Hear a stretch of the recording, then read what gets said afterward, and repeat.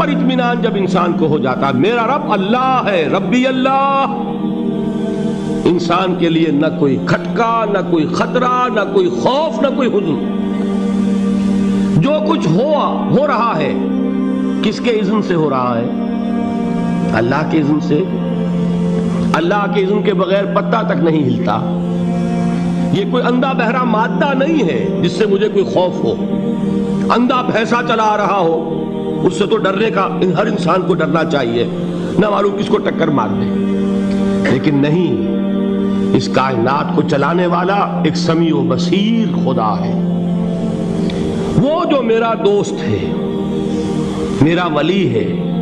اللہ ولی الذین آمنوا یخرجہم من الظلمات الی النور۔ اللہ اہل ایمان کا ولی ہے، ساتھی ہے، پشت پناہ ہے، مددگار ہے، حمایتی ہے۔ بتائیے جسے یقین ہو جائے کہ اللہ میرا مددگار، اللہ میرا محافظ، اللہ میرا پشت پناہ، اللہ میرا حمایتی، اس کے لیے کوئی خوف ہوگا؟ اس سے کوئی ڈر ہوگا؟ میں مثال دیا کرتا ہوں ایک بہت سادہ، پنجاب کے دیہات کی۔ وہ بڑا چودھری ہے اور کوئی غریب کسان ہے۔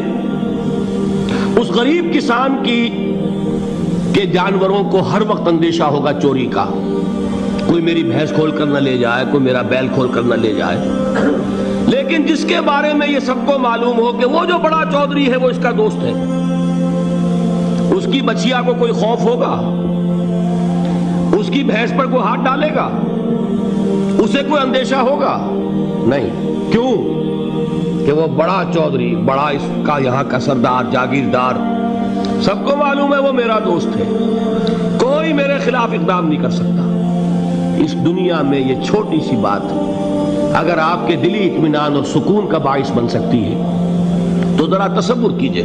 میں لفظ تصور استعمال کروں گا صرف اس لیے کہ اس کا ہم جس کو کہتے ہیں ادراک اور شعور کر نہیں سکتے، اگر کے ساتھ کر سکتے۔ اگر یقین ہو کہ اللہ میرا مددگار اور یقین ہو کہ اللہ ہر آن میرے ساتھ ہے، پھر کوئی خوف، کس کا خوف؟ کوئی شے اللہ سے بالاتر ہے؟ کوئی قوت اس سے زیادہ طاقتور ہے؟ کوئی اس کے ارادے کو بدلنے والا ہے؟ کوئی اس کی مشیت کے آڑے آنے والا ہے؟ یہی بات ہے جو حضور نے فرمائی۔ یہ ایمان کا حاصل ہے لب لباب، کہ دیکھو اچھی طرح اس بات کو ذہن نشین کر لو، اگر تمام انسان مل کر تمہیں کوئی نقصان پہنچانا چاہے نہیں پہنچا سکتے، مگر جو کچھ اللہ نے لکھ دیا ہو، اور تمام انسان مل کر تمہیں کوئی نفع پہنچانا چاہے نہیں پہنچا سکتے، مگر وہ شے جو اللہ نے طے کر دی۔ آپ پھر میں کہوں گا ذرا طاری کیجئے، اسے فرض کیجئے، اسے سوچئے۔ اگر اس حدیث پر ہمارا دل ٹھکا ہوا ہو تو کسی سے ڈر ہوگا؟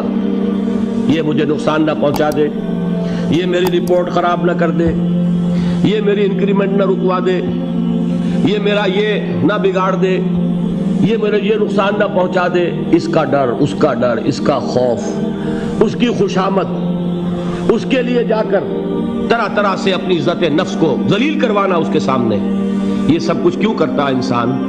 جب سمجھتا ہے کہ اس کے ہاتھ میں میرا کوئی نفع ہے، اس کے ہاتھ میں میرے لیے کوئی ضرر ہے، یہ مجھے کوئی غضب پہنچا سکتا ہے، یہ مجھے کوئی نقصان پہنچا سکتا ہے، یہ میرا کوئی کام بنا سکتا ہے، یہ میری کوئی ضرورت پوری کر سکتا ہے، اسی کا نام شرک ہے۔ جہاں آپ نے یہ سمجھا کہ غیر اللہ کے اندر کوئی طاقت موجود ہے، وہی شرک ہے۔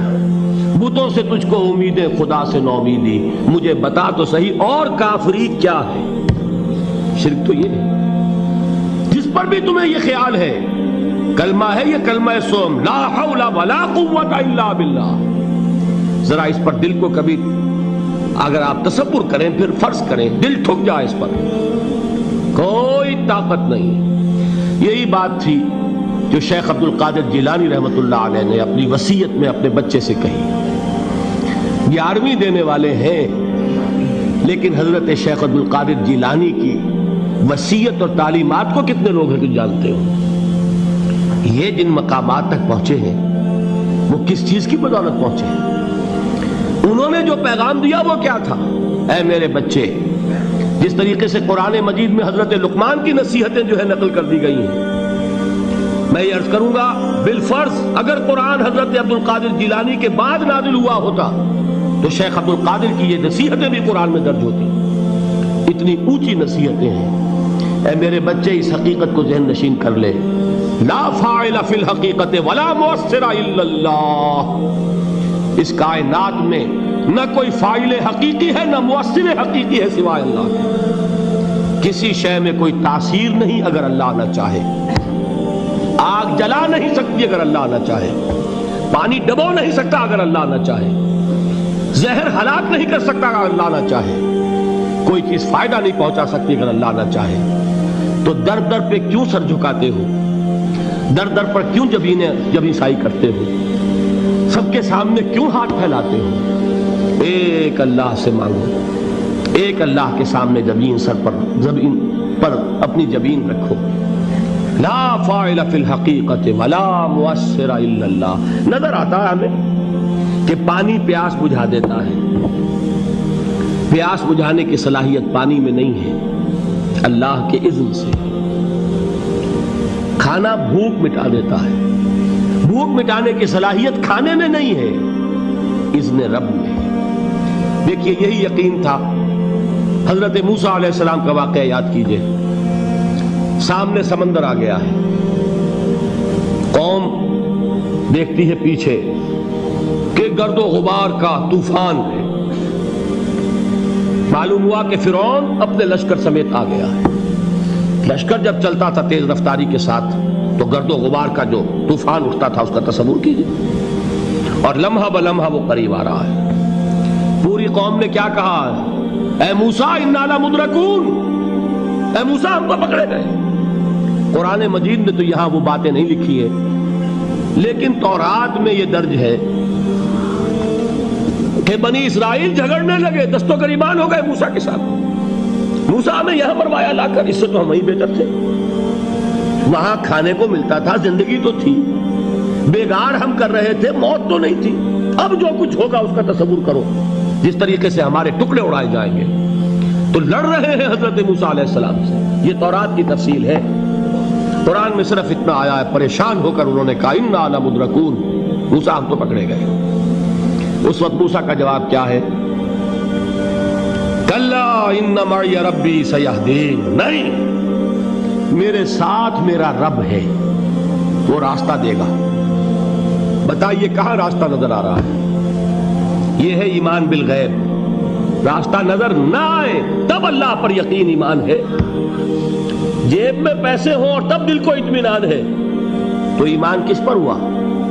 پیسے پر، اللہ پر نہیں۔ جب وسائل و ذرائع نہ ہوں اور پھر یقین ہو کہ اللہ مسبب الاسباب ہے، وہ اسباب کا پابند نہیں ہے، وہ اسباب کا محتاج نہیں ہے، اسباب اس کے محتاج ہیں۔ اگر یہ یقین ہے تو اللہ پر ایمان ہے، یہ نہیں ہے تو تمہارا ایمان اسباب پر ہے، وسائل پر ہے، ذرائع پر ہے، مادیات پر ہے، اللہ پر نہیں۔ اس وقت کہاں راستہ تھا؟ کوئی راستہ تھا؟ سمندر ہے اور ادھر سے لشکر آ گیا ہے۔ کلا ان معی ربی سیہدین۔ اب دیکھیے ایمان کہہ دینا آسان ہے، ہوا معکم اینما کنتم، جہاں کہیں بھی تم ہوتے ہو اللہ تمہارے ساتھ ہوتا ہے، لیکن اس کا یقین قائم ہو جائے تو زمین و آسمان کا فرق واقع ہو جائے۔